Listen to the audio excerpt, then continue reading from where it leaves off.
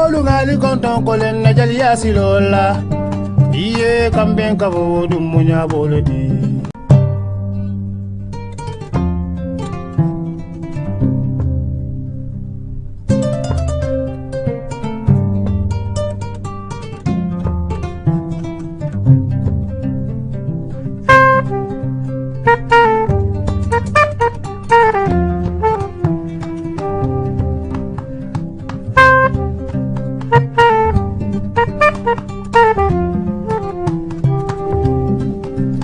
molu ngali konton kolen na jali yasilola iye kamben kabo dum munya bolodi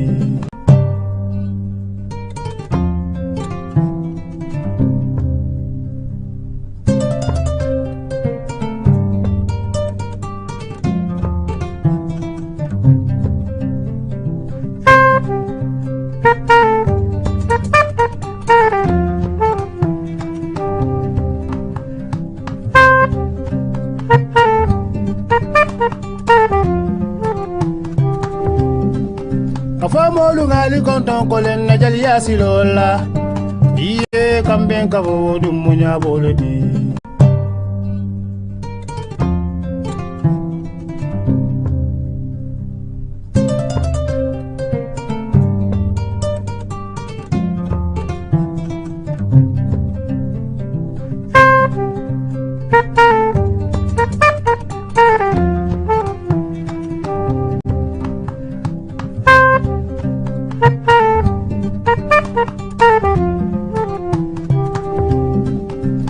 molu ngali konton kolen na jali yasilola iye kamben kabo dum munya bolodi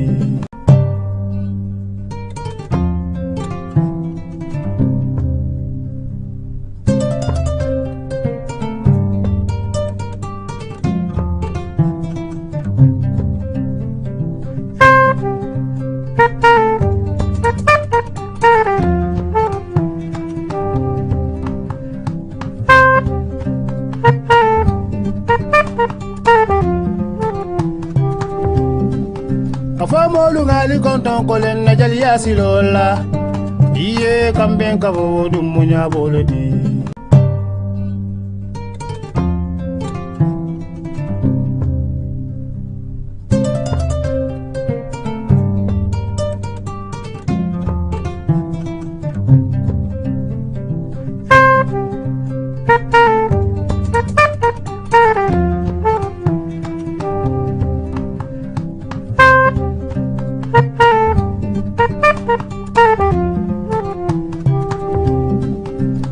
molu ngali konton kolen na jali yasilola iye kamben kabo dum munya bolodi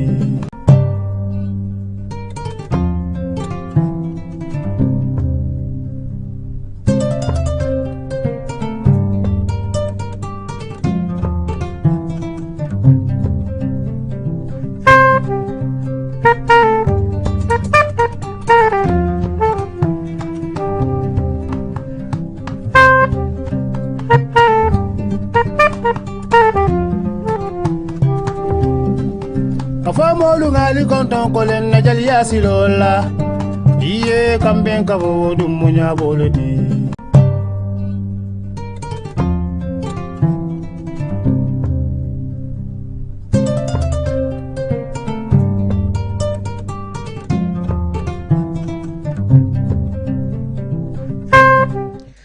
mbokk internet yu Kéwoulo TV nuyu nañ leen bu baax a baax amaat mbégte dikkaat ak yéen seen biir émission Coucher du Soleil comme nañ koy defee altine jàpp alxames ñu waxtaanee lépp li nga xam ne jëm na si wàllum actualité di leen nuyu di leen jaajëfal bu baax a baax si topp bi si taamu bu waaye itam si safoo yi ngeen safoo ay programme yi Kéwoulo TV saa su ne mbégte lay daal di doon ñuy di leen feddaliwaat suñu cofeel si yéen ba tax na mën ngeen wéy di abonné di partager mais également di partager dina permettre lépp li nga xam ne dugal nañ ko da ngeen jot cloche de notification ni ki tey seen biir émission Coucher du Soleil di alarba ñaar fukki fan ak ñett si weer avril ñu fas yéene waxtaanee ni ki tey benn thème bu am solo maanaam décision ba nga xam ne conseil constitutionnel daal dina ko jël ngir daal di lànk maanaam rejeté li nga xam ne moo di loi interprétative ba nga xam ne Amadou Ba député bu Pastef dugaloon na ko jëm si loi d'amnistie ba nga xam ne adopté woon nañ ko ci régime Macky Sall jëm ci ay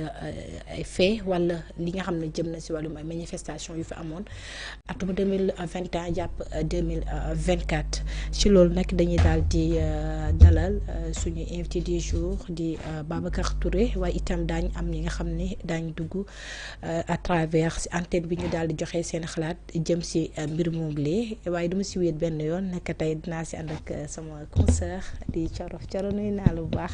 maa ngi lay fay bu baax. yaa ngi ziar. yaa ngi si jàmm. maa ngi am jàmm bu baax am plaisir dalal le coucher du soleil. le plaisir est largement partagé. di la jaajëfal bu baax a baax. ci li nga nangu bokk ak man ci sa émission coucher du soleil. di la remercier bu baax a baax. merci beaucoup comme ni mu ko waxee tout à l'heure dañuy daal dalal directement suñu gan di Babacar Touré monsieur Touré maa ngi lay nuyu bu baax a baax amaat plaisir dalal la si coucher du soleil. waaw asalaamaaleykum. wa rahmatullahi taala wa barakatuhu asalaamaaleykum waa Sénégal ak doomi Sénégal fépp fi ñu mënti nekk si àddina bi maa ngi leen di nuyu di leen ziara di leen baalaq di ko sàkku ci kenn ku ne maa ngi lay delloo nuyoo Binta di nuyaale téléspectateurs yi nga xam ne ñoo am mbégte recevoir ñu tey di le 23 avril 2025 te waxtu wi nuy waxtaan ak ñoom 18h jot ci Ndakaaru ak li ko wër. jërëjëf. merci beaucoup monsieur Touré comme ni ma ko waxee tout à l'heure mu nekk ab décision ba nga xam ne ñu bëri ñoo ko doon xaar tukkee ci conseil constitutionnel ni ki tey nag daal dina àddu ci mbir moom lee jëm ci wàllum loi interprétation ba nga xam ne loi d'amnistie bi voté woon nañ ko à l'Assemblée nationale ci ñaar fan ci weeru avril atum 2025 mu nekkoon ay majorité yu Pastef nga xam ne jàllaloon nañ li nga xam ne moo jëm ci loi boobu lee mbir moom lee nag dañ ko jébbaloon li nga xam ne moom moo di conseil constitutionnel jamono ji nag daal di nañ ko leeral maanaam monsieur Touré est-ce que d'abord li nga xam ne moo décision ba nga xam ne conseil constitutionnel jël na ko nekk na mbir ba nga xam ne bett na la. waaw li conseil constitutionnel jël tey ci dogal di wax ni la nga xam ne mooy loi interprétative bu député Amadou Ba dugal ci assemblée nationale pour lu jëm ci càmbar la nga xam ne moo di amnistie bi fi Macky Sall jàllaloon balaa moo dem moom la conseil constitutionnel wax ni tey daf koy rejeter parce que àndul ak les constitutions di xaar balaa tey conseil constitutionnel ñi nga xam ne ñoo féetewoo kujje gi ñoo njëkk a taxaw ñu ne lii baaxul lii warut a jàll parce que dafa yee ay fitna ci lu ñu wax conseil constitutionnel dafa dem ci sens boobu parce que bul fàtte ni conseil constitutionnel il faut que ñoom ñu saisir ko nga def mooy Aïssata Tall Sall la su ma fàttewut ñoom ñoo boot li nga xam ne mooy projet de contestation bi bi tax tey conseil constitutionnel daal di yey yàbbi ci wax ji ne li nga xam ne mooy la loi interprétative maanaam loi bi ñu xool lan lañ ciy jël ak lan lañ ciy sànni conseil constitutionnel dans la totalité loolu baaxul àndul ak li constitution 17 ma fàttali ni conseil constitutionnel mooy attekukaay bu gën a mag ci système judiciaire ak juridique pour Sénégal tax na lépp loo xam ne nit ñi nee nañu comment on appelle stat yëpp c'est-à-dire chambre de cour d'appel cour de cassation et ainsi de suite prononcé wu nañ ci loolu dañuy xalaat ñu ne lii est-ce que c'est constitution est-ce que ànd na ak constitution wala àndul ak constitution donc la nga xam ne surtout moom la conseil constitutionnel di seet mooy la constitutionnalité est-ce que méngoo na wala bu dee wàllum diine la dañ naan est-ce que diine nangu na lii dañ naan xool nañ ko ci alxuraan wala xool nañ ko ci ay xadis wala ci leneen léegi ne dañuy xool jox ko imaam yi yeeg ñu gën a mag ñi ñu tegal leen ne léegi yéen est-ce que diine li ànd nag diine wala déet moom la conseil constitutionnel mi nga xam ne mooy attewukaay bu gën a féete kaw mu ne lii àndul ak constitution donc dans ce cas puisque constitution moo érigé lépp ci Sénégal dans ce cas dañuy daal di rejeter loolu voilà tey ci loolu comme ni nga ko waxee si sa njëlbéen kàddu ñi nga xam ne ñoo di groupe takku wàllu ñoom ñoo demoon fële ci conseil constitutionnel ngir daal di kalaame mais si fàttali également ñoom ñoo jàllale woon lu jëmoon ci loi d'amnistie bi nga xam ne voté woon nañ ko si régime président Macky Sall ndax si février 2021 jàpp 2024 lépp li nga xam ne jëm na si ay tension politique ngir ñu daal di ko raxas bu mu set maanaam ñu daal di ko fàtte ko même am na ay détenus politiques yi nga xam ne jamono ji bu ñuy addu wala bu ñu demee ba doon président wala premier ministre dañ leen tegoon ay lox ci jamono joojee tey mu nekk mbir ba nga xam ne ñenn ñoom doon posé la question est-ce que tey ki nga xam ne mooy maître Badio bu mu wàññeekoo est-ce que tey conseil constitutionnel dana continuer li nga xam ne moo di liggéey bi tey mën nañu wax firndeel ni conseil constitutionnel ginnaaw ki nga xam ne daal dina wàññeeku fan yu weesu taxul ne mbir yi taxawul benn yoon. waaw conseil constitutionnel ab institution la.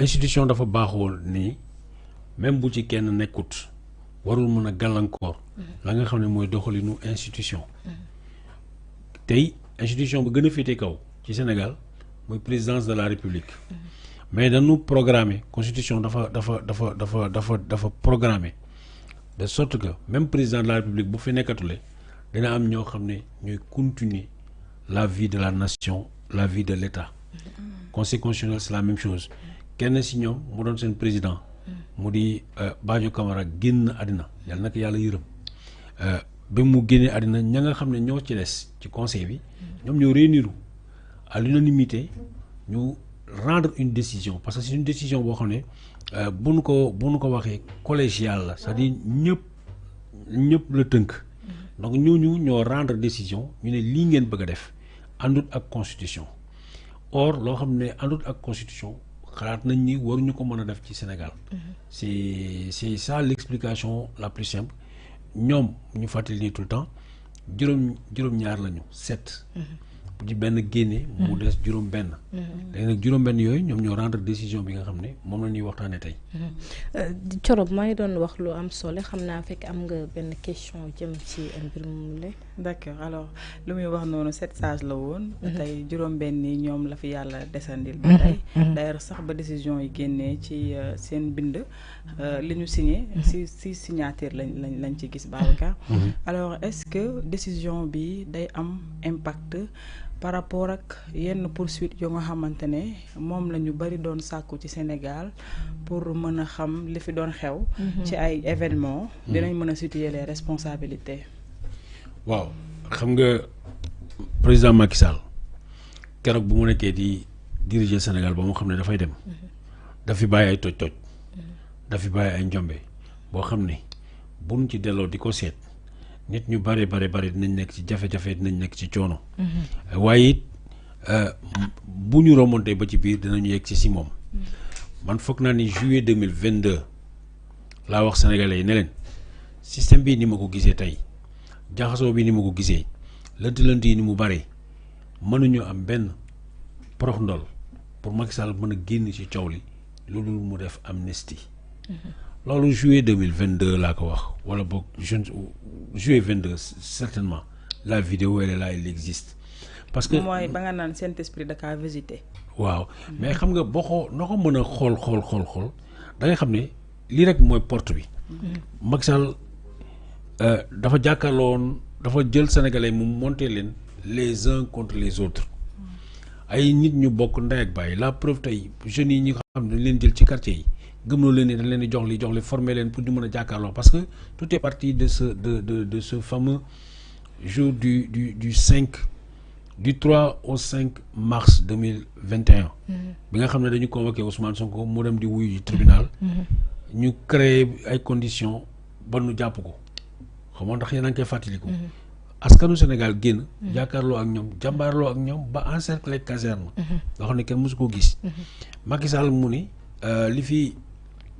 dégg naa leen mais li fi amaat boobaa la dem mu préparé wu préparation boobu nag indi na fi jéye yu bari d'ailleurs bu ngeen ko xoolee Macky Sall amnistie bi mu wax duggalu ci économie mais duggalu ci it la nga xam ne mooy njuuj njaajee gars yi def de 2019 jusque là l'amnistie dañ koy tënk ci espace c'est précis dans l'espace et dans le temps et les événements dafa ni sur l'ensemble du territoire national parce que xam na ni yenn loi yu mën a teg fii peuvent ne pas s'appliquer à l'étranger c'est sur l'ensemble du territoire national benn mu ni du 1er février 2021 mooy guddi googu Mamour Diallo activé Adji Sarr ba ñuy woo docteur Alfousseynou Gaye c'est la préparation naan ko est-ce que suba disponible ngeen bu fekkee ne yaa ngi fàttali ko c'est dans la nuit du 1er février 2021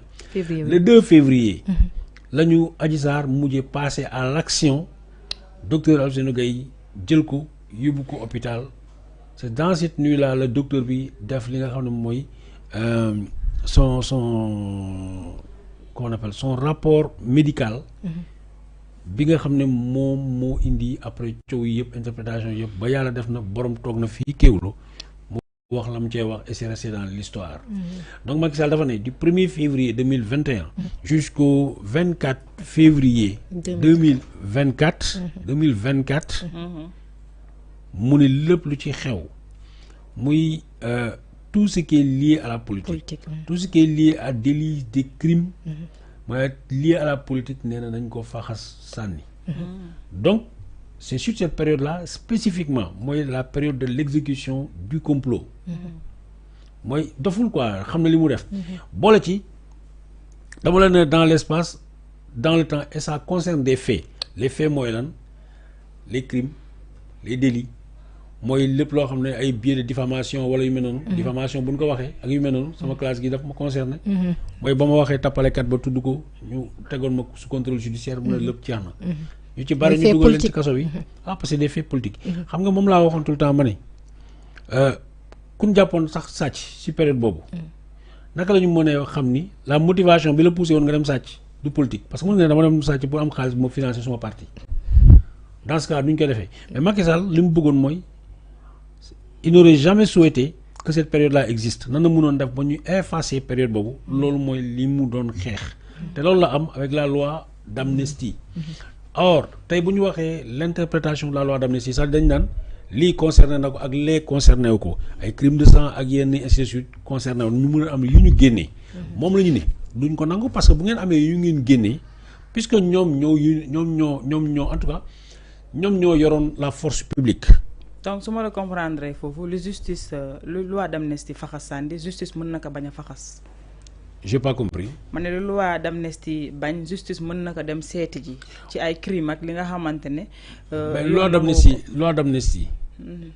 loi d'amnistie ci sañ-sañu constitution moo ko jagleel. donc loi d'amnistie lu mu ne fàtte naa ko amnistie naa ko kenn mënu cee delluwaat. c'est ça mooy loi d'amnistie ba ñoom ñu ne dañuy def interprétation de la loi d'amnistie c'est-à-dire ñu xoolaat loi d'amnistie li nga xam ne am nañ ci droit mais gis nga ko bi ñu ko defee encore point yu ñu bëggoon ñu xool ko moom la ñu ne conseil constitutionnel nee na loolu mënul nekk àndul ak suñu constitution mais ma fàttali la benn affaire coro dama koy wax dama koy répété waat ci dëkk ay arrêté loi moo leen féete kaw loi constitution moo ko féete kaw constitution bu Sénégal moo féete lépp kaw ci Sénégal mais attention le Sénégal n'est pas un pays boo xam ne dafa nekk moom kenn nekk ci àll bi le Sénégal est un État qui est signataire d'accord dafa signé accord yu bari ay accord yoo xam ne ay accord ak ay traités internationaux yoo xam ne dafa tënk Sénégal mooy li constitution Sénégal dàq buñ ko yóbbee CEDEAO la cour de justice de la CEDEAO muy cour communautaire mën a dàq li nga xam ne moom la constitution Sénégal ak son conseil constitutionnel bañ. D'accord.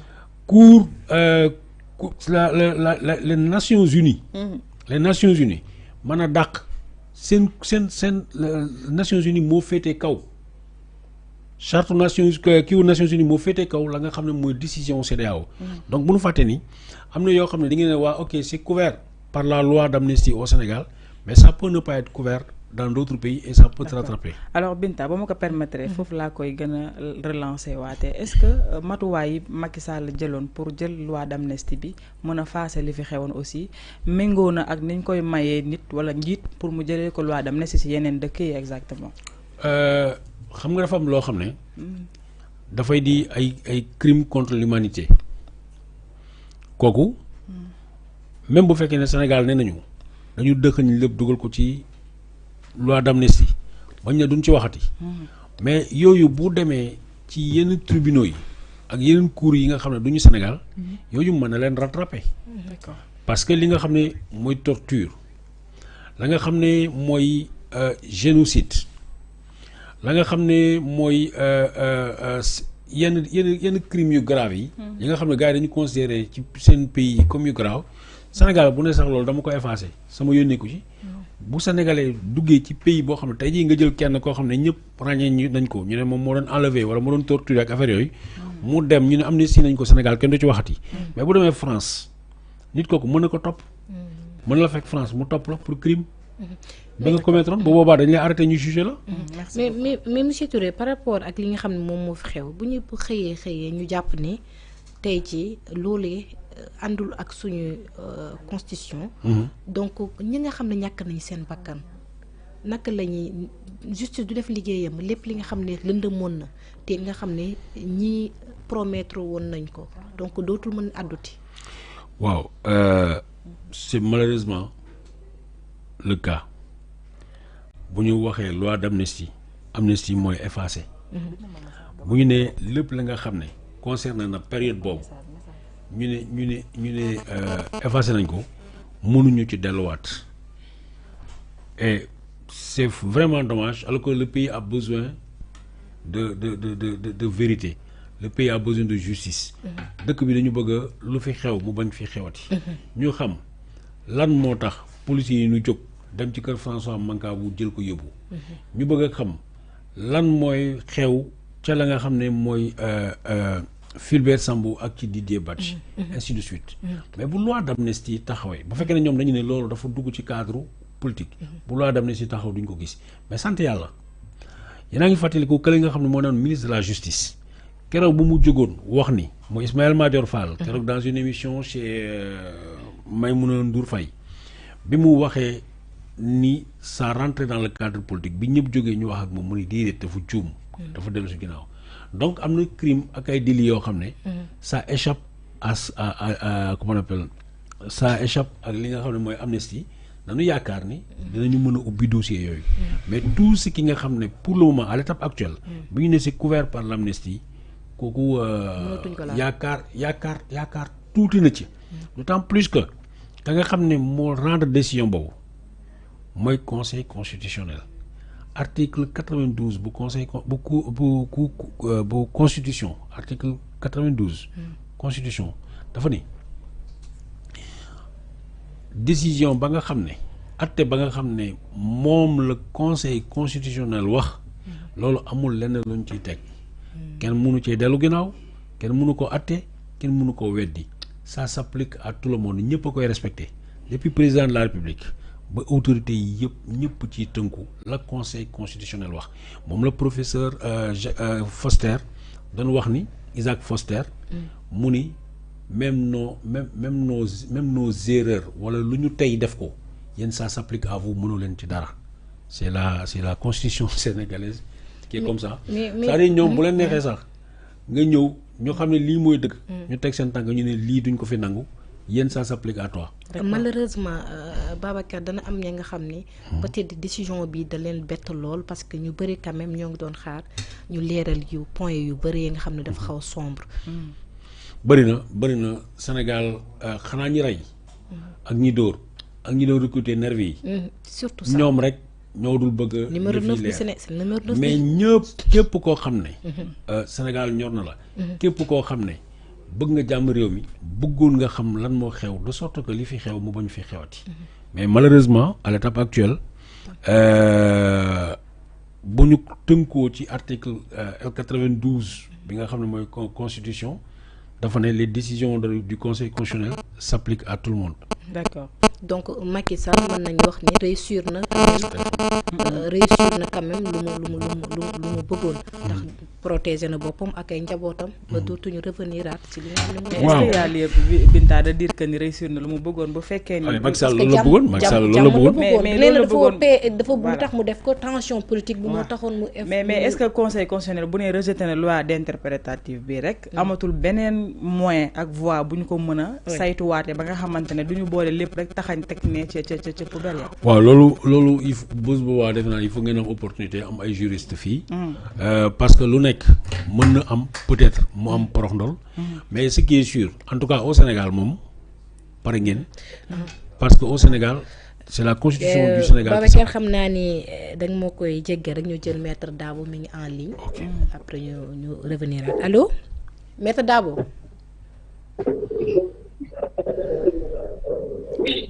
allo oui maître Dabo ñoo ngi lay nuyu bu baax di la jaajëfal yaa ngi en direct Kewelo TV. allo. allo oui. yéen a ngi may dégg. waaw ñoo ngi lay dégg bu baax yaa ngi en direct Kewelo TV ñoo ngi lay nuyu bu baax di la ziar. voilà maa ngi leen di nuyu. den jaar yéen ñëpp. yéen ñi toog ci plateau bi. di am mbégte di participer ci seen émission bi. suite à la décision du conseil constitutionnel. mu nekk décision boo xam ne pour. ñoo xam ne xam nañ loi dëgg noonu nañu xaar décision bu mel ni ndax wax nañ ko waxati ko suñu maas bi ne loi interprétative ci domaine bi jaru ko woon ndax benn Sénégal dafa signé ay convention yoo xam ne dafa am crime yoo xam ne dañu imprescriptible mooy maanaam crime yoo xam ne amul loi mënul fexe bañ génne ko ci ay poursuites waaye crime de sang la torture tout ça yoo xam ne ay convention ñoo ko tënk ba pare leneen li ci nekk mooy loolu sax damay wax ne ba droit la mooy booy def loi interprétative day fekk mu am problème d'interprétation sax mais loi boo xam ne dafa produire effet mooy maanaam appliqué nañ ko ba pare. dara desatu ci. nga ne yow yaa ngi koy interpréter. loolu moom dafa xaw a kéemaane. loo xam ne produire na effet. mënoo ko interpréter. pare na. kon rejeté bi bettu la. kon lu ñu rejeté li nga xam ne moom moo di loi bi bettu la. rejet bi moom c'est normal man. Le contraire m'aurait surpris. Man je m'attendais képp ku ma dégg ci affaire bi ñi ma interpellé ci loi bi dama leen ne kii conseil constitutionnel da koy rejeté jarul sax entrer dans le fond c'est sûr que da koy rejeté. parce que tënkuwul ci loo xam ne juridiquement mun nañ wax ne c'est fondé. donc à partir de ce moment décision bi rek lañ mën a am mooy rejet bi. bon ba ñu defee seen rejet boo xoolee. dañ leen rappeler li am parce que am na yenn loi yoo am na yenn infraction yoo xam ne elles sont imprescriptibles jarul sax ay loi d'interprétation donc les poursuites sont ouvertes et puis même ñoom xëj na dañu gëstuwul trop parce que am na benn décision de la Cour africaine des droits de l'homme ñoom ñan ngay wax ñoom ñan ngay wax parce que sa biir wax ma yaa ngi wax ne ñoom dafa mel ni gëstuwuñu. non mais je veux dire les tenants du pouvoir lay wax. ñi nga xam ne ñoom ñoo nekk au pouvoir. dama ne ñi nga xam ne mooy le député qui a porté cette loi. député Amadou Ba. dama defen dafa gëstuwul lu bare parce que bu gëstuwoon lu bare dina xam ne jarutoon sax ñiy def loi d'interprétation ou loi interprétative parce que boo xoolee. Il y a une décision, je crois, concernant le Niger, boo xam ne la Cour africaine des droits de l'homme prononcé wu na ci loi d'amnistie. wax na ci ne am na yenn loi yoo xam ne comme les crimes de sang mënuñu ko couvrir sur une loi d'amnistie. Je pense que loolu jarutoon tout ce tapage là autour d'une loi interprétative boo xam ne xol ñu bëri jóg nañ ñëpp commencé noonu di andi ay tiitaange te jaru ko loo xam ne waruñu sax xalaat di koy jël ba di koy wax parce que déjà comme ni ma wax loi interprétative ki koy jël mooy ki nga xam ne moo ko bëgg moo koy def mooy ki ko jëloon mais ñi ko jëloon dem nañ léegi ñu ñëw bëgg a interpréter ñi nga xam ne joo ko jëloon avant c'est-à-dire ils veulent se mettre à la place dans l'esprit des gens qui étaient là avant c'est dans la forme dafa poser woon un problème en matière de droit. donc ñoom lan la ñu waroon def donc ñoom lan la ñu waroon def ba nga xam ne bu ñu ko dugalee daañu accepter. c'est-à-dire que waruñu woon sax waruñu woon ne waruñu jël loi ne dañuy loi interprétative bi moo wotoon. c'est-à-dire mënuñu woon a mënuñu waruñu woon sax jéem a jël une loi interprétative ne dañuy interpréter la loi d'amnistie. ñoom ñaar rek moo mun a am. soit ne dañuy abroger la loi. bu ñu ko abroger ñu prévoir des dispositions transitoires ci la loi bi abrogée ne les effets restent par exemple effets yi donc boo abrogé parce que mënoo xam nga boo abrogé benn loi c'est pour l'avenir donc lépp li nga xam ne amoon na day dañ dégg nga day dañ donc ce qui fait que da ngay prévoir benn disposition transitoire ne li nga xam ne jàll na lii ak lii lañ ci décider waaye effacé nañ loi bi donc pour l'avenir lii la ñuy décider yaa ngi comprendre donc ñoom loolu la ñu mënoon def soit abroger ou ne pas abroger la loi soit s'ils veulent abroger ñi abroger ko mais prévoir des dispositions transitoires comme li ma wax mooy prévoir ne les effets par exemple les effets yi nga xam ne loi bi produire nañ ko maintenir nañ ko mais ñi tëggaat beneen loi boo xam ne ñoo xam nan lañ koy tuddee dégg nga kon pour man loi interprétative loi d'amnistie bi warutoon c'est-à-dire non seulement perte de temps la mais vraiment day poser un autre problème parce que sur la forme xooluñu ko mais sur le fond il y a pas assez de travail qui a été fait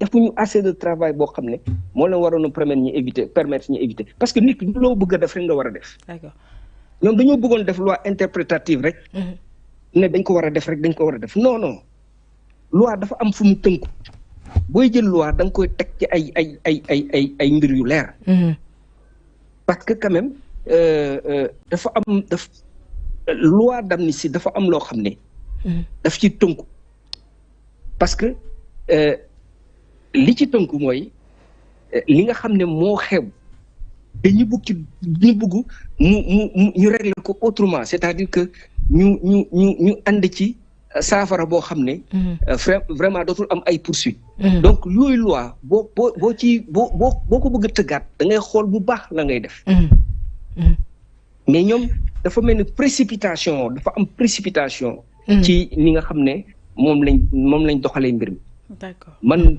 depuis le début ne loolu laa leen doon wax dama doon wax ne fi ñu jëm ci loi interprétative bi baaxul parce que amul issue te effectivement le conseil constitutionnel wax na ne loi bi dafa inconstitutionnelle d'ailleurs ñoom bu ñu bàyyi woon rek parce que juge bi moo mën a interpréter la loi le champ d'application de la loi tey juge bi y a des conventions yoo xam ne Sénégal signé tey boo fekkoon ne da ngay poursuivre ñi nga xam ne dañuy qualifier les faits de crime boo demee ba ci juge bi dana ne est-ce que oui ou non lii c'est effectivement contenu dans la définition du crime et booba day appliquer la convention internationale mais non lii la loi d'amnistie mënu ko prévoir et donc on applique effectivement la convention internationale mais c'est dans l'ordonnancement constitutionnel maître convention internationale moo supérieure aux lois donc forcément dafay bokk ci l'ordonnancement de la constitution sénégalaise. D'accord alors maître maa ngi lay nuyu. oui maa ngi lay gërëm. di la jaajëfal. alors man sama question justement day tegu ci li nga xamantene modi décision conseil constitutionnel bi batay suma la déggee kon du am ben impact ak ñi nga xamantene ay poursuite lañ waron def ci li jotoon a xew ci événement yi weesu manam torture ak crime de sang et tout ça. maa ngi lay dégg faiblement parce que allô wa yaa ngi may dégg. waaw maa ngi lay dégg léegi.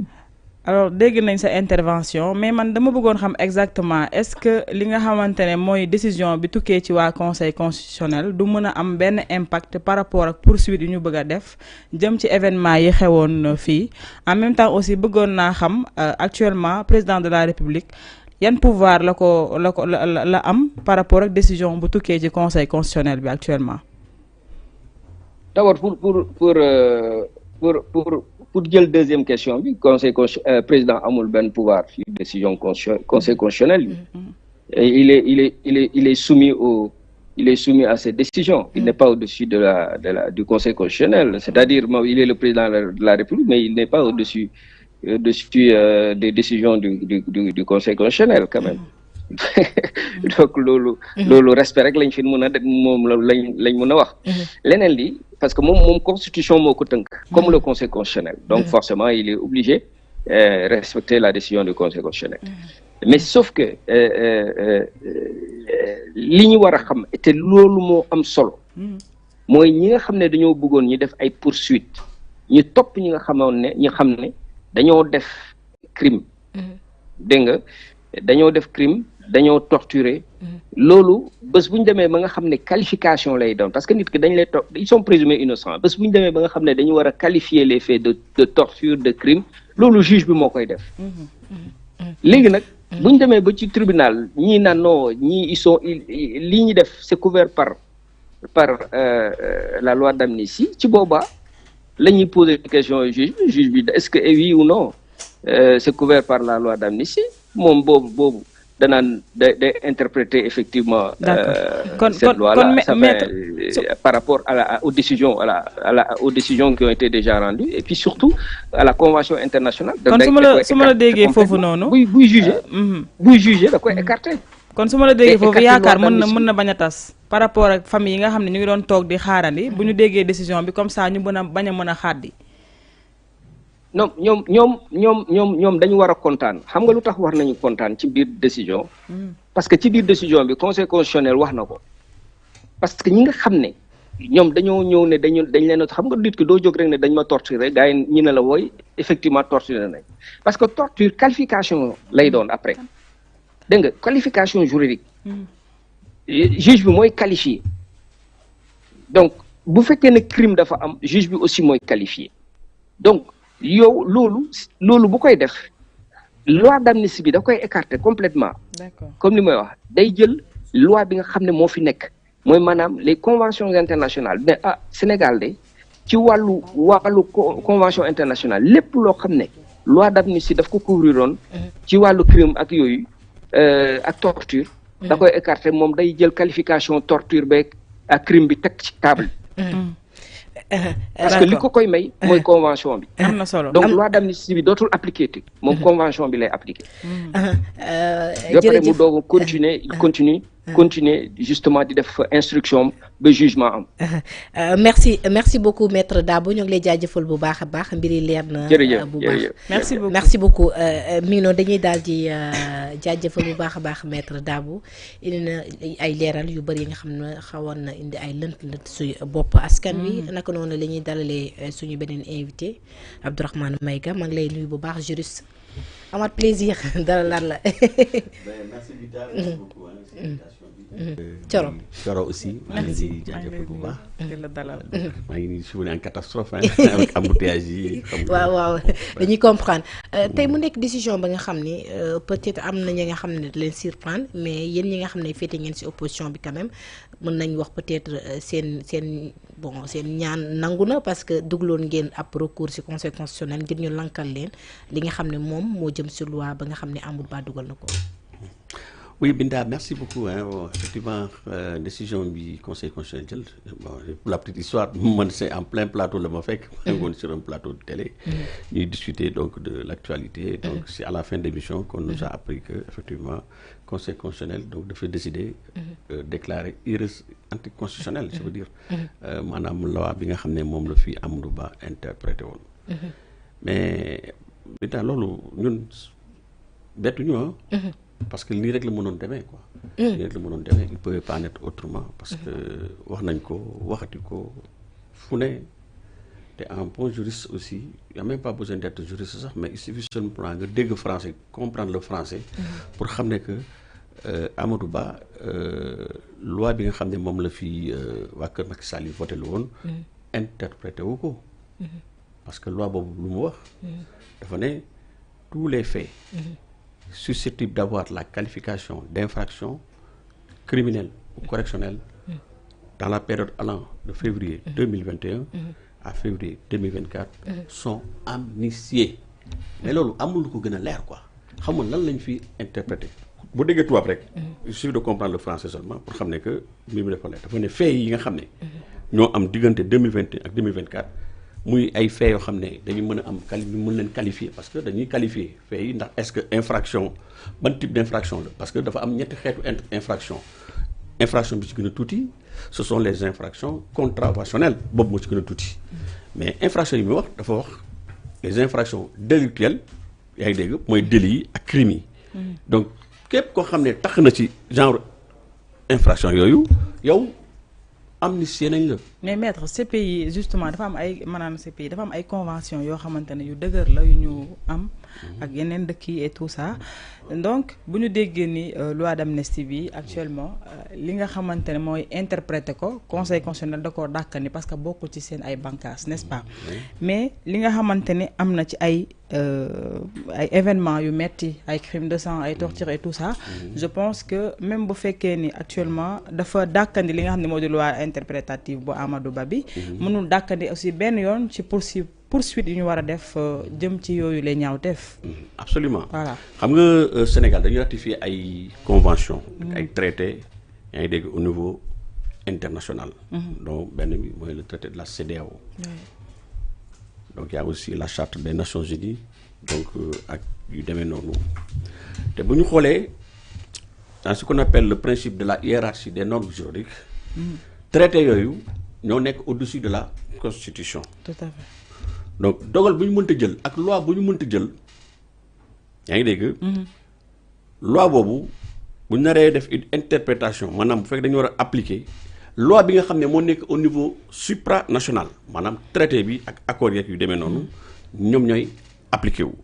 Donc cette loi là en tout état de cause mënul empêcher l'application de ces traités et de ces accords internationaux. D'accord. Parce que yooyu dañu ne amul benn loi d'amnistie boo xam ne mën na nañ ko évoquer pour empêcher ñu poursuivre le pour des faits yi nga xam ne donc de génocide yaa ngi dégg de crime à grande échelle de torture bien de traitement dégradant mais loolu yëpp dañ ko prévoir. D'accord. Non seulement traités yi ak accords yi dañ ko prévoir mais il y a aussi la jurisprudence jurisprudence wax na ko bu ñu jëlee le cas Bayele Manasara par exemple mooy le président du Niger bi nga xam ne dañ ko boomoon ci biir aéroport militaire sa famille bi ñu demee saisir les juridictions nationales nigériennes pour ñu faire la lumière par rapport ak li nga xam ne moo ko arrivé mais juridictions yi dañu ne woon ils sont incompétents parce que dans la même période gars yi dañu voté lu woon benn loi d'amnistie bi nga xam ne moo couvrir fait yooyu yëpp. D'accord. Donc qu'est-ce qu'elle a été obligée de faire cette famille-là dañoo dem saisir la cour de justice de la CEDEAO. te CEDEAO effectivement moo mujj yaa ngi dégg non seulement déclaré compétent par rapport ak requête bi mais aussi daf leen jox raison ne leen circonstances yi nga xam ne moom la ñu boomee jëkkër ji donc c'est des circonstances yi nga xam ne mënuñu évoquer loi d'amnistie pour ne duñu ko àtte. Non mu joxe injonction aux juridictions nationales nigériennes ne leen non seulement war nañ maanaam atte mbir mi leeral mbir mi def les investigations et les enquêtes nécessaires pour situer les responsables. mais aussi te loolu c'est extrêmement important à dire wax nañ ko waxati ko dañoo jox ndàmpaay à cette famille là. D'accord. te bi ñu leen di jox ndàmpaay heureusement que Amadou Ba wax na ko keroog au niveau de l'Assemblée nationale. c'est estimé à plus de 400 millions yoo xam ne ni ñu ko répartir mooy jabar ji jox nañ ko 75 millions. yaa ngi dégg ses enfants ils ont eu droit chacun à 50 millions. yaa ngi dégg ses frères et ses sœurs et cetera toute sa famille ñi nga xam ne ils étaient des victimes ñoom ñëpp dañ leen ndàmpaay te ndàmpaay boobu c'est pas une autorité politique ou bien administrative moo ko fixé mais c'est la cour de justice de la CEDEAO moo ko fixé. D'accord. Alors donc loolu aussi ça fait jurisprudence te évoqué nañ ko aussi mooy l'arrêt Bayerna Mansara am na beneen arrêt yu mel noonu mais pour ne citer que ça. donc c'est pour dire que même s'il s'avère que tey jii loi bi nga xam ne moom la fa Aïssata Tall Sall voté lu woon. tey jii am na beneen disposition boo xam ne dafa ne la présente loi ne préjudicie pas aux droits des tiers. D'accord. Ça veut dire que képp koo xam ne yow jàpp nga ne yow tu es en tout cas une victime et cetera mën nga saisir non seulement les juridictions nationales su fekkee ne dañuy ne ñoom ils sont incompétents. du fait de l'amnistie mais mën nga saisir les juridictions supranationales maanaam la cour de justice de la CEDEAO ou bien pourquoi pas même la cour qu'on s'appelle mooy la fameuse le tribunal bi nga xam ne moo doon àtte le président nigérien là Ouattara mooy le tribunal de justice internationale. yaa ngi dégg donc yooyu yëpp ce sont des juridictions yoo xam ne mën nga leen saisir. au cas où. CPI wala. CPI voilà cour pénale voilà exactement merci. je suis un peu fatigué là. xam nga voilà je fais tellement voilà. donc CPI mën nga leen saisir yaa ngi dégg même au niveau des Nations Unies yaa ngi dégg et tout ça donc mën nga saisir toutes ces juridictions. qui sont donc des juridictions supranationales. donc amul benn blocage. y a pas de méchant. par rapport aux poursuites qui vont se faire certainement loolu moom dañ ciy ñëw. avec cette décision de du Conseil constitutionnel. Est-ce que dañuy sukkandiku ni ci li ministre de la justice waxoon ni les vidéos sont là disponibles ñëpp gis nañ ko pour poursuite yi noonu lañ koy déclencher selon vous wala ay familles yoo xamante ne c'était des familles concernées par rapport ak li xewoon ñoom ñooy dem jël volonté dem déposer seen plainte wala naka lay demee exactement. xam nga loi boobu dafa wax ne que la présente loi ne préjudicie pas aux droits des tiers. maanaam képp koo xam ne yow jàpp nga ne. tu es une victime des événements yi amoon entre 2021 et 2024 mais mën nga rester en justice. parce que nee nañu pour rester en justice il faut avoir d'abord la qualité. à agir et avoir subi un dommage yaa ngi dégg ou bien un préjudice direct. donc il faut avoir la qualité yooyu ce sont des conditions de recevabilité d'une action judiciaire donc il y a d'abord un fait tu es une victime. am na benn tu es victime d'une infraction. mu nekk une infraction criminelle ou bien mu nekk une infraction délictuelle. loolu benn et puis il faut nga am qualité à agir. donc yooyu yëpp ce sont des conditions de recevabilité qui font que même su fekkente ne yow tu as esté devant les juridictions nationales ñoom ñu ne en tout cas am na loi d'amnistie boo xam ne tey jii ñun mënuñu si on ne peut même pas en parler. parce que loi d'amnistie dafa tere sax magistrat yi ñuy wax ci événements yi ci fait yi. yaa ngi dégg donc su fekkee ne léegi nos juridictions ñoom nee nañ ñoom mënuñu ko àtte yow tu as la possibilité donc de saisir les juridictions mais monsieur Maïga man ce que j'ai pas bien compris moo di yéen ñi nga xam ne yéen a dem fi nga xam ne moo di conseil constitutionnel di clamer buggu leen mbir yi leer wa ilaa yéen loi ba nga xam ne moom la Amadou Ba dugal moo leen jaaxal wala moom ngeen àndul ba tax ngeen dem clamer ngir ñu rejeter ko. mais Binta damay far rappeler tout un tout petit peu à vos internautes maanaam proposition bi nga xam ne moom la Thierno Alassane Sall defoon pour vous dire que ñun dañoo bëgg mbir mi leer Thierno bi mu dëgalee proposition dafa newoon pour une abrogation totale amul demi-mesure amul xaj ak seen ay maanaam motif yi mu énoncé woon mais abrogation totale moom bu amoon moom ay motivation dinañ ko mën a gouverner. naan ay liberté xam nga l'exercice d'un droit démocratique ak ay l'exercice d'une liberté publique mais taxawul loolu xoolal day jëmal lëndëmal xelu askan yi. Binta soo ma ko mënee ma am na benn information bu ma la bëgg a partager ki nga xamante ne moom moo jëloon initiative pour ñu interpréter loi moom nen day saluer décision bu conseil constitutionnel. mais il ne peut pas faire autrement. man sànq j'étais avec un député du PASTEF. c'était mon vis-à-vis. mais bi ñu informé Cheikh Sénat dafa ne on prend acte. ma ne que vous n'avez pas le choix. parce que li ñu mënuñu def neneen ils ne peuvent kon da nga bëgg a wax ne s'appliquer. bettu leen.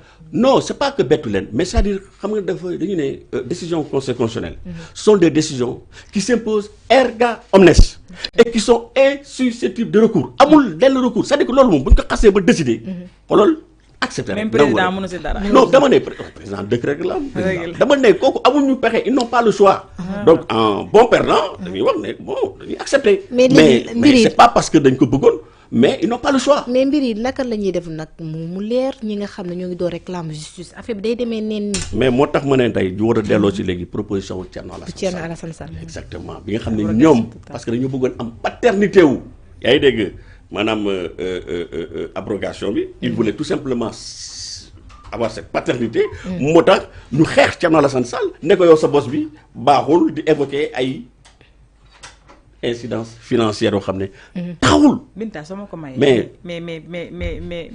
sëñ bi abrogation totale nga ne nañ ko def nañ jël bu Thierno Alassane Sall bi daal di koy teg ci table mais bu ñu defoon abrogation totale naka la ñuy pëccëxoo boobu noonu naka lañ est-ce que dinañ ko mën a soutenir ci biir Sénégal actuellement parce que lépp la ñuy laalaat en fait.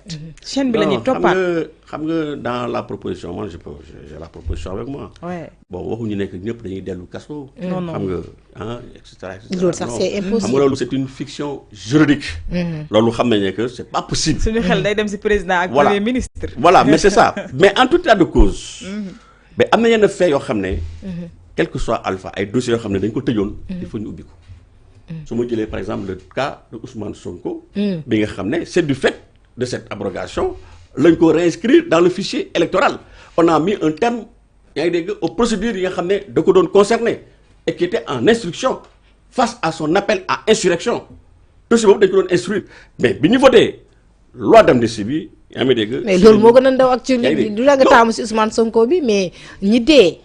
tamit loolu dafa am lu ko gën a fort les crimes mais xam nga ak crimes yeeg ñooñu ñëpp. moo tax loolu moo gën a fort que Ousmane Sonko ñu nit ñi nga xam ne seen bakkan ñàkk nañ seen bakkan am ñi nga xam ne jusqu'à présent mënuñu sax amaat liggéey jëm si wàll boobu entre autres. xam nga moo tax ma ne ñi nga xam ne dañoo am ñi nga xam ne dañoo am ay parents yoo xam ne dañ leen boom ils sont des victimes collatérales direct nga xam ne dañuy am ay parents yoo demee noonu ñoom ils peuvent saisir yaa ngi dégg mën nañ def recours. et les justice bi nag lan moo fay paaram exactement. justice bi taxawoon mu ne am naa les vidéos am naa lépp. mais fan la ñuy defee recours. xam nga recours bi tey jii à l'état actuel ak ni ñu ko abrogé di xam nga donc maanaam loi bi fi nekkoon mooy nekkaat. moom mooy nekkaat. yaa ngi dégg. oui te loi boobu dafa ne tous les faits amul cherché wul à comprendre ndax infraction criminelle la. ou lieu mu nekk correctionnel. nee na ñoom ñi on est déjà tous amnistiés. mais sëñ bi ñi bëggul bàyyi mu sedd. li ci décision conseil constitutionnel bi. lan mooy seen wareef pour ñu def ko ci yoonum justice bi. mais loolu laa lay wax moom lay expliquer tey jii ñoom benn recours rek dañu mën a am mooy saisir les juridictions supranationales mais au niveau national c'est pas possible. non mënut nekk. mais kenn ki nga xam ne mooy suñu député yi maanaam député du peuple yi nga xam ne ñoom loolu la ñuy woote. peut-être ñooñu ba ñu dugaloon beneen loi lu si mel ne loi ba nga xam ne moom la Thierno Alassane Sall dugal. oui peut-être mu jàll. mais loolu laay wax ma ne su fekkee ne léegi proposition Thierno Alassane Sall bi léegi. nekkul soo réactualiser nañ ko. mu jàll. oui yaa ngi dégg ñu voté ko yaa ngi dégg donc à la majorité donc absolue et tout. ba ñu passé délai de recours yi 6 jours yi. Il n'y a pas eu de recours, yóbbu ñu ko devant le conseil constitutionnel. bu ñu ko xasee ba promulguer. yaa ngi dégg en ce moment à compter de cette promulgation de cette publication elle devient exécutoire donc c'est ce qu'on appelle elle s'impose yaa ngi dégg aux citoyens yaa ngi dégg de quelque nature qu'il soit. donc mooy la loi est donc elle s'impose donc aux justiciables donc à partir de ce moment. mooy abrogation totale bi ñuy wax. su boobaa képp koo xam ne yow victime nga suñu juridiction yi elles seront compétentes maanaam day abroger loi bi nga xam ne moo leen doon amnistier dootul bokk léegi loi bu bees bi mooy bi nga xam ne moom moo abrogé bële dans toutes ces dispositions moom mooy appliqué wu à partir de là en ce moment champ d'action bi day gën a yaatu ku si nekk képp koo xam ne yow en tout cas jàpp nga ne victime nga donc tu peux saisir nos juridictions nationales bu boobaa dañuy compétent pour mën ko atte bu fekkee ne crime la on va saisir les chambres criminelles bu fekkee ne délit la on va saisir par exemple les tribunaux correctionnels et cetera donc su boobaa suñu juridiction yi ou bien en tout cas mënuñu ne y a une amnistie moo tax on se déclare incompétent non ils seront compétents en ce moment pour ñu mën a atte moo tax proposition Thierno bi y a rien de méchant dama bëgg seulement ñu atte ñi nga xam ne yaa ngi dégg dañ leen jàpp ci événement yi ñu nekk responsable des faits délictuels et criminels dans la période allant de 2021 à 2024. léegi bu fekkee ni proposition bu Thierno Alassane def bi ki nga xam ne moo di président bu assemblée nationale bi da koy gàntal naka la mbir bi di demee tamit bu weesoo loolu noonu conseil constitutionnel actuellement décision de rejet bi mu jël nii def ko lan moo nekkaat loo xamante ne yoon mayaat na ko ci loi bi ba tey mu eggali ko ci ay jéego. kan noonu kan. conseil constitutionnel. non conseil constitutionnel pare na ci. non conseil constitutionnel bu jëlee xasee ba jël décision pare na ci. le conseil constitutionnel c'est le gardien de la constitution mën nañu wax mooy bu ñu waxee dans un état de droit. yaa ngi dégg mooy l'ultime recours. bi nga xam ne mooy le rempart même. ou bien le dernier rempart dans un état de droit c'est le conseil constitutionnel. ñoom bu ñu xasee ba jël décision rek c'est terminé ñu pare na ci. léegi nag il appartient maintenant aux parlementaires. yaa ngi dégg de faire une nouvelle proposition loolu laa interpellé sànq pour parlementaires yi peut-être ñoom mën nañ dugal beneen loi. mais bien sûr parce que mais loolu article 80 je pense 81 de la constitution mu ne les députés donc doivent faire des propositions de loi. su fekkee ne exécutif la donc ils font des projets de loi donc constitution moo leen may sañ-sañ boobu ñu def ay propositions de loi. mais encore faut-il que loi bi nga xam ne dañ koy proposer il faut mu am conformité ak la constitution sinon rek interprétation bi fi mu jaaroon. foofu lay jaaraat rek gars yi day ñëw rek gars yi annulé ko. moo tax ñu ne annulation ce sont les juges ñoom ñooy annulé mais abrogation. yaa ngi dégg ce sont les parlementaires c'est l'Assemblée nationale qui abroge. yaa ngi dégg donc c'est comme ça. alors est-ce que jàpp nga ne cette proposition de loi a été mûrement réfléchie parce que je pense que bu fekkoon ni càmbar nañ bu baax a baax lan la conseil constitutionnel war a mën a nangu ak lu mu war a mën a bañ amaana waroon nañoo xam ni lii buñ ko déposé war na mën a am gànt. buñ ko déposé c'est-à-dire. maanaam buñ ko joxee jébbalee conseil constitutionnel. maanaam ala xuli yàlla mën parce que ko ñu bëri boo leen laajee ci juge yi ak yooyu ñi seen xam-xam maa ci en tout cas ci mbirub yoon dañ la naan bettu leen en fait. waaw mais c'est pas képp koo xam ne tu es un juriste man mi ça ne me surprend pas hein. parce que xam nga. c'est-à-dire il ne faut pas interpréter ou bien dire ce que la loi n'a pas dit. amoo sëñ Tandiou gis nga loi bu nga xasee ba voté. yaa ngi dégg elle dispose que pour l'avenir elle n'a point d'effet rétroactif. ñetti conditions kese la ñuy permettre loi bi mu rétroagir maanaam mu régir des faits yoo xam ne c'est antérieur à sa promulgation. mooy par exemple les lois déclarées expressément rétroactive nga xam ne dañ koy voté législateur mi nga xam ne moom mooy initiateur loi bi mu ne man loi bi ma voté dama bëgg mu rétroagir en ce moment elle rétroagit mooy premier cas de figure bi deuxième cas de figure bi mooy ce qu'on appelle les lois pénales plus douces yaa ngi dégg donc là en ce moment par exemple bu ñu nee le vol de moto est par exemple assorti d'une condamnation de 2 ans yaa ngi dégg ñu jóg voté beneen loi bu bees ñu ne non 2 ans c'est trop pour un vol de moto donc dañ koy wàññi ba 6 mois donc en ce moment ñi nga xam ne ñi woon en prison dañuy bénéficier de cette nouvelle loi parce que dafay rétroagir. Troisième cas de figure bi nag ce sont les lois yi nga xam ne interprétatives. mooy cas d'espèce bi. mais bu ñu la wax nga interpréter mais voilà c'est-à-dire que loi bi ngay interpréter. waroo ci yokk waroo ci wàññi. c'est-à-dire que loi bi telle quelle yaa ngi dégg da nga ko war a c'est-à-dire tu dois rester fidèle.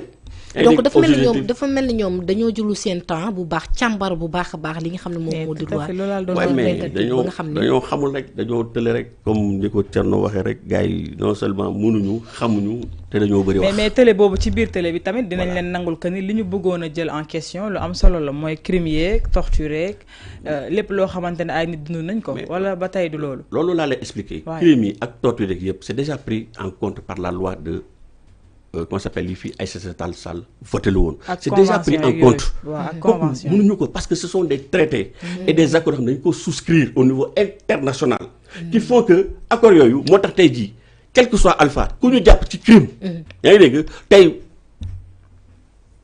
au niveau international tu ne peux pas évoquer yaa ngi dégg l'amnistie pour ñu bañ a poursuivre donc mën nañu rassurer wu rien ne va changer par rapport ak poursuite yu war a am. mais naturellement mais Aïssata Tall Sall c'est un grand juriste bu cuune mais c'est des têtes elle a très bien moo tax mu ne leen da ngeen bëgg a abroger leen c'est pas pour rien elle le disait en connaissance de cause. xam na conséquences yi nga xam ne mooy am xam nga droit c'est-à-dire que effets yi ngay xool ce sont les effets moo ci am importance moom xamoon nañu gars yi fi ñu jëm mënut a nekk moo tax elle les avait défiés, l'histoire leur a donné raison aujourd'hui. mënuñu ko interpréter parce que le problème mooy lu tax cette interprétation supposée qui n'en est même pas une, en réalité c'est une modification.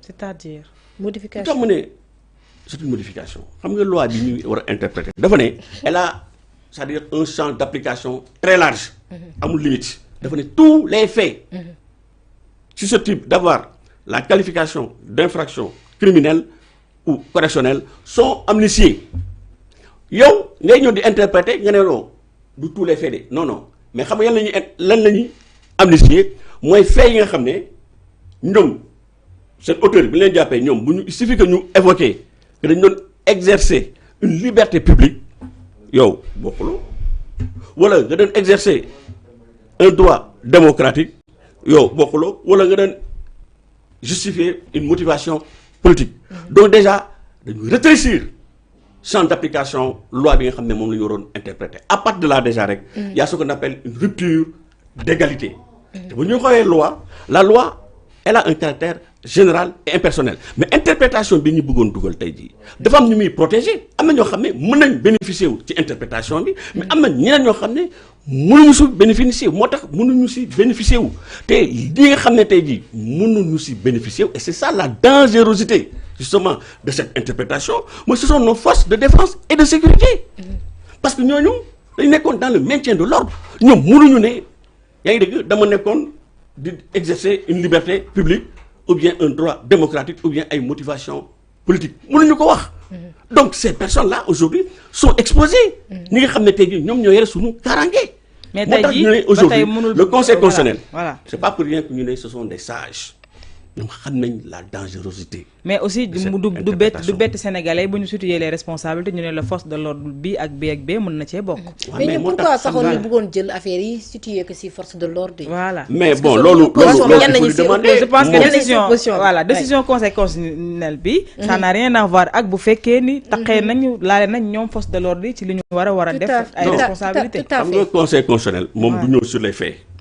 ñii ay forces de l'ordre yeeg Loolu waxu mbirum manifestation, justice la, ñoom waaw. lijjantiwuñu loolu ñoom loi bi la ñuy xool est-ce que la loi est-ce qu'elle est conforme à la constitution oui ou non loolu kese la ñuy seet si la loi est conforme à la constitution dañu valider ko d'accord passe. Si elle n'est pas conforme dañuy annuler Donc, loolu kese la voilà. te ñun on a donné suffisamment d'éléments dans notre recours yi nga xam ne tey jii conseil constitutionnel bu mu fondé wu sur ces éléments nga xam ne que éléments yi ñu wax c'est du factuel c'est conforme vraiment c'est quelque chose bi nga xam ne juridiquement parlant c'est fondé en droit et en fait moo tax il nous a tout simplement donné raison. D'accord mais au-delà de tout ce qui s'est passé ci dëkk bi jàppal bàyyi c'est vrai que amoon na ay temps yoo xamante ne Binta doo ma bàyyi ma wax leneen lu dul dëgg. conseil constitutionnel bi bari woon na coow ci ñoom. ñi naan dañoo war a jël seen destin en main dañu war a dëggal seen bopp fa nga sax gisee ñu waroon pousse ay élections. ñu daal di koy ne duñ fi pousse ñu tegaat. donc ñu ne woon lépp loo xamante ne nii peut-être Macky Sall bëgg na ko rek en quelque sorte conseil constitutionnel dafa mel ni ci loolu lay féete ba à un moment donné mu taxaw nag ne basta donc du coup gis nañ fii tamit décision bi nga xamante ne jël na ko yow boo ko doon situer est-ce que doo ko jàppee que ni dañuy wone à chaque fois ñoom actuellement dañu indépendant et que kenn mënul leen féete kaw en fait mais c'est une bonne question xam nga lii mooy wane ne que tey décision bi nga xam ne moom la conseil constitutionnel jël mu nekk une décision historique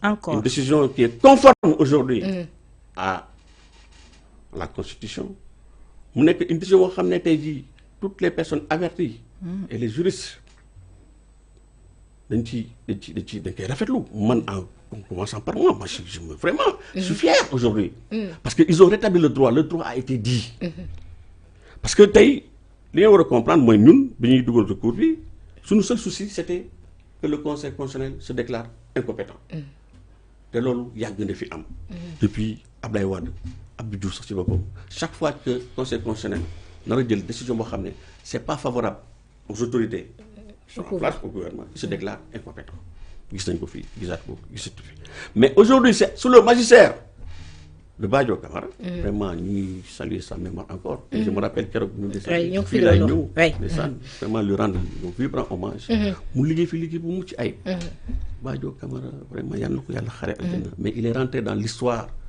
ma déggoon à la grande porte. exactement ma déggoon sax ñenn ci opposition bi ñu ngi doon poser la question est-ce que du am benn stop par rapport ak décès wam ci seen recours mais malheureusement loolu mujj loolu amul wala heureusement loolu amul.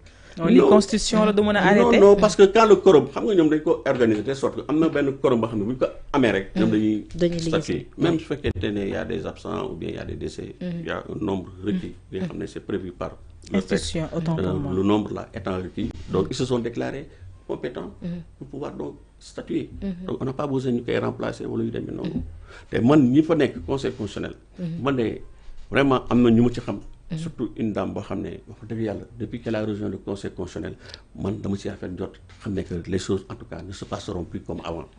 parce que kooku je la connais personnellement. est-ce que du Awa Dieye xaw ma je pense. maître Awa Dieye pour ne pas la nommer. kooku voilà une dame vraiment exemplaire. yaa ngi dégg am na ñeneen ak ñeneen donc moo tax tey jii ñun. dañu war a féliciter wu tey ci décision bi nga xam ne moom la. donc lan lañu mën a retenir ci taxawaay conseil constitutionnel yi nga xam ne mi ngi koy def ay at yi weesu. mais restaurer l'état de droit loolu la ñu mën a wax restaurer l'état de droit. te loolu ça participe aujourd'hui à apaiser les esprits. apaiser tension bi. nga xam ne que tey jii quel que soit Alpha nous sommes dans un état organisé avec des institutions fortes. Parce que Obama dans ko wax gis nga un état c'est pas des individus c'est pas les personnes mais ce sont les institutions fekkee ne on est dans un état avec des institutions fortes mais je vous dis voilà toujours mais j'espère que avec cette décision séance bii di ñëw ci assemblée nationale kenn du boycotté parce que gis nañ ni pratiquement ñi nekk ci opposition bi ñu ngi manifester seen non mais en fait boycott boobu mais man Thierno Alassane Sall sax dafa boycotté woon te ne moom député du peuple la parce que loolu lay réclamer ay violations yu dul jeex au niveau de l'enceinte mais loolu excuse man je pense bien que monsieur Maïga loolu du excuse parce que ki nga xam ne député du peuple moom moo taxaw nee na man peuple moo tax ma taxawal surtout yéen yi nga xam da ngeen di wax da ngeen di wooye seen bopp. demoon ngeen ci conférence de presse bi keroog. exactement demoon nañ. yéen a ngi fa woon. waaye ñoo ngi fa woon. mais est-ce que vous avez déclaré la déglu ngeen Maître Aïssata Tall Sall bi mu waxee intervention bi. waaw déglu ngeen ko. waaw. man maa ngi foon j'étais là j'ai même pris des mais yow. mais Binta man dama bëgg a reprendre parce que question bi day revenir tout le temps. parce que xam nga tax. attends yéen dañ leen yéen peuple moo leen fal noo. yéen a dox seen sol seen daal dem ba ci peuple laaj seen voix yi ñu jox leen ñu wóolu leen. par exemple du wax ñeneen mais Thierno Alassane Sall moo fi mu nga représente donc moom laay index directement donc pourquoi ngeen wax ni peut-être taxawaayu président à l'Assemblée nationale président de l'Assemblée nationale El Malick Ndiaye nu muy doxalee wala. premier ministre nu muy tontoo moo tax du leen dem donc loolu est-ce que du ngeen ne bés bi sax peuple bi tamit meree leen.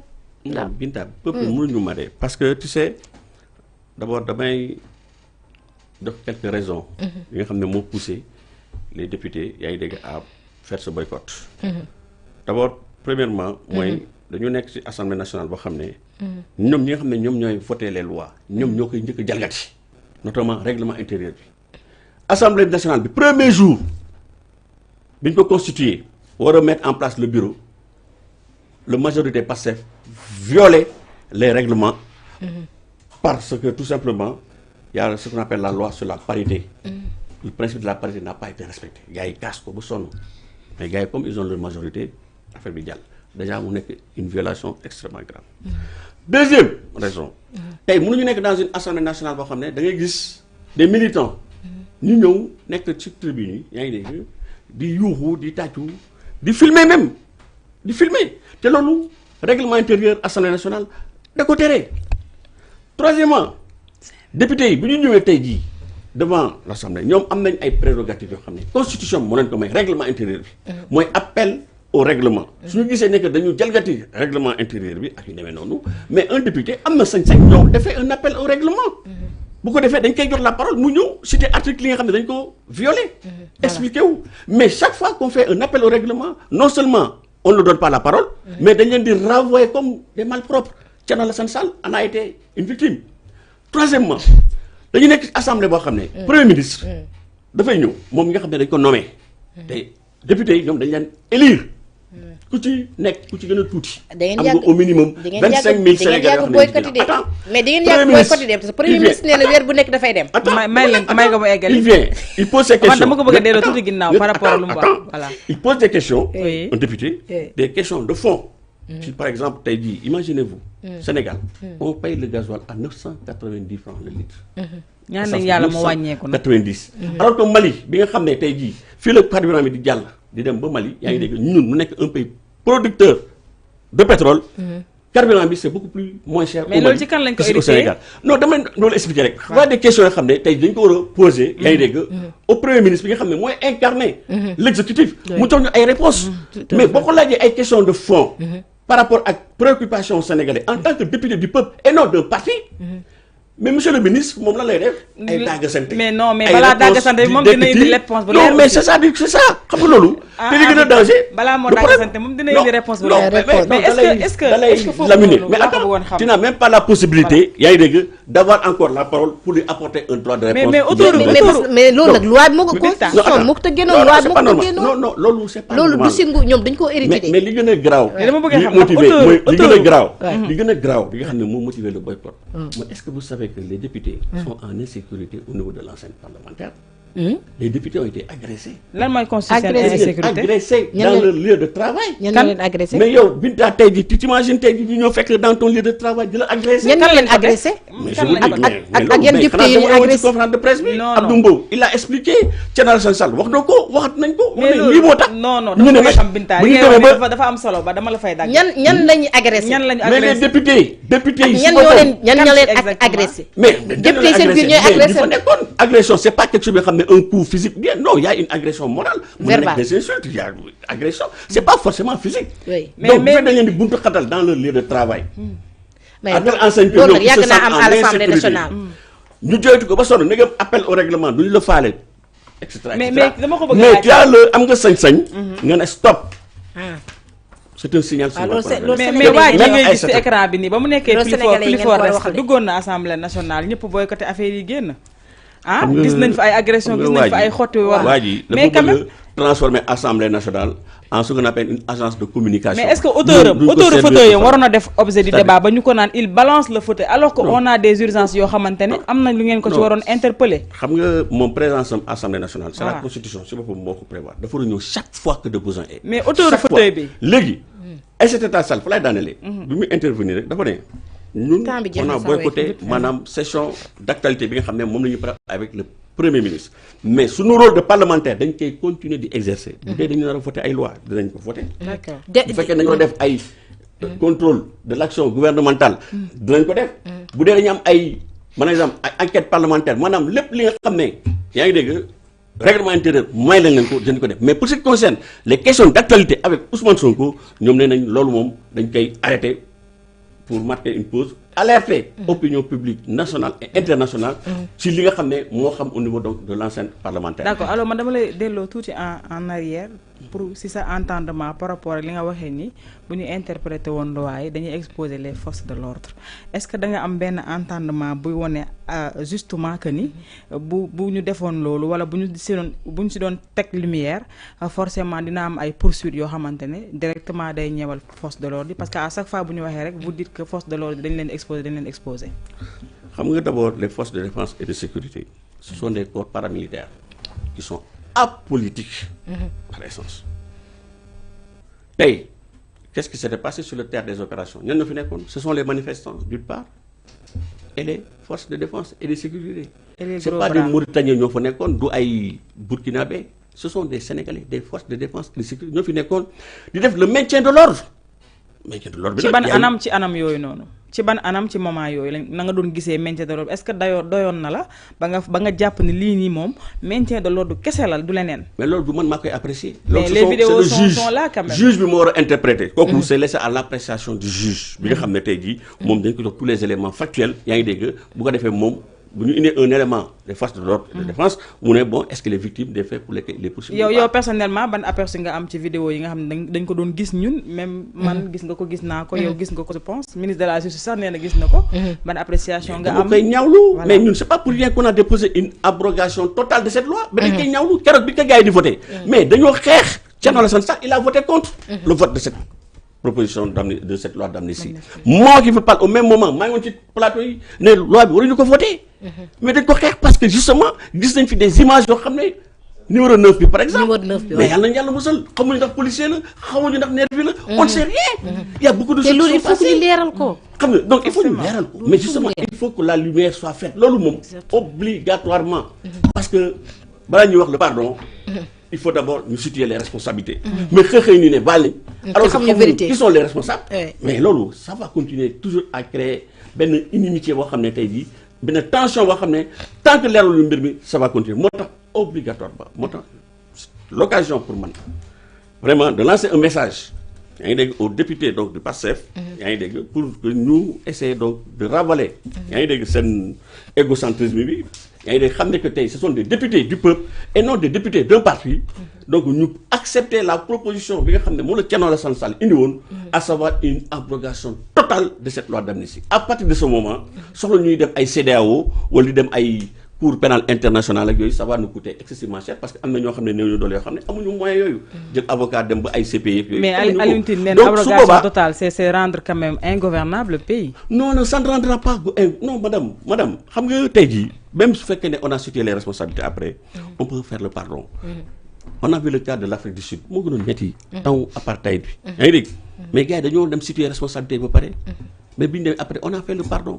mais loolu aussi ça fait participer à créer un apaisement. mais bàyyi mbir bi nii kenn xamul ku def c'est ça le danger. mais il faut ñu xam ku def. ça veut pas dire que xam nañ ni kii def na que pour autant dañuy sanctionner. non après on va mettre une commission de réconciliation nationale su ko defee vraiment ñu dellu fi ñu nekkoon Sénégalais yi. ñu travaille la main dans la main. voilà c'est ça xam ne que voilà Sénégal benn bopp la. kenn mënu ko xam. merci beaucoup monsieur Maïga waxtu ba ñu mënoon jeex na di la jaajëfal bu baax a baax bi ñu la woowee rek nga wuy si ñu. merci.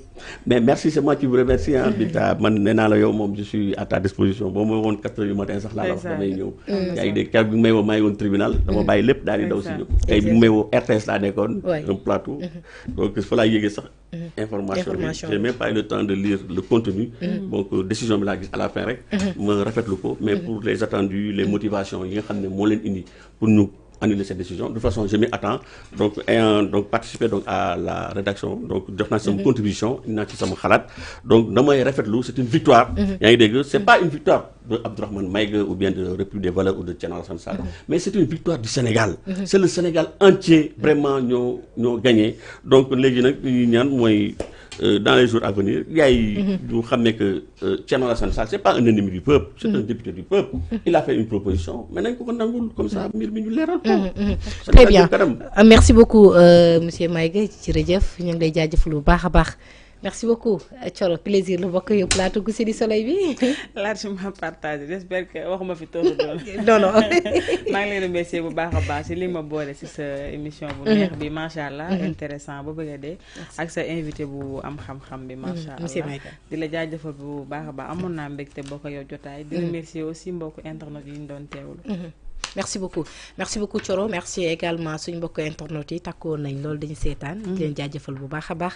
merci waa Rési merci beaucoup monsieur Maïga merci également Babacar Touré di leen jox dig daje ni ki suba incha allah c'est beneen numéro Goussé du Soleil jërë ngeen jëf.